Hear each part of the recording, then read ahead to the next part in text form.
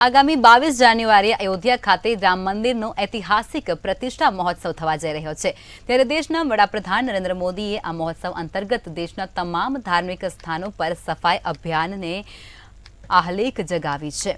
ત્યારે મોરબી જિલ્લાના વાંકાનેરના પૌરાણિક રાણીમાં રૂડીમાં મંદિર કેરાડા ખાતે રાજકોટ સાંસદ મોહન કુંડારિયા, વાંકાનેરના રાજવી અને સાંસદ કેશરીદેવસિંહ ઝાલા સહિતના અગ્રણીઓ દ્વારા સફાઈ કાર્ય કરવામાં આવ્યું હતું।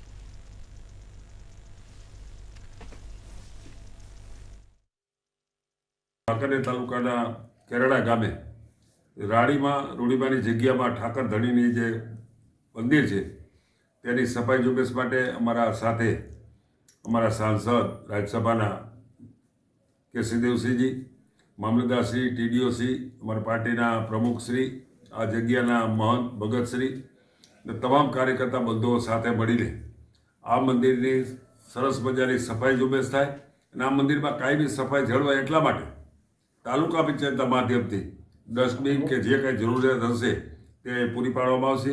કારણ કે આ મંદિરમાં દરરોજ સફાઈ સ્વચ્છ રહે, સફાઈ જળવાય એના હેતુને ધ્યાનમાં રાખીને આ પણ કરવામાં આવશે। માનનીય વડાપ્રધાન શ્રી મોદી સાહેબ ના માર્ગદર્શન હેઠળ તમામ ધાર્મિક સ્થળોમાં જે સફાઈનું અભિયાન ઉપાડવામાં આવ્યું છે 14 તારીખથી લઈને 21 તારીખ સુધી, એ કાર્યક્રમના અંતર્ગત આજે અહીંયા વાંકાનેર તાલુકાના પ્રખ્યાત અને પૌરાણિક જગ્યા એવી રાણીમાં રૂડીમાના મંદિરે કેરાડા ધામે આપણે સફાઈનું કાર્ય જ્યારે અહીંયા આપણે ઉપાડવા જઈ રહ્યા છીએ।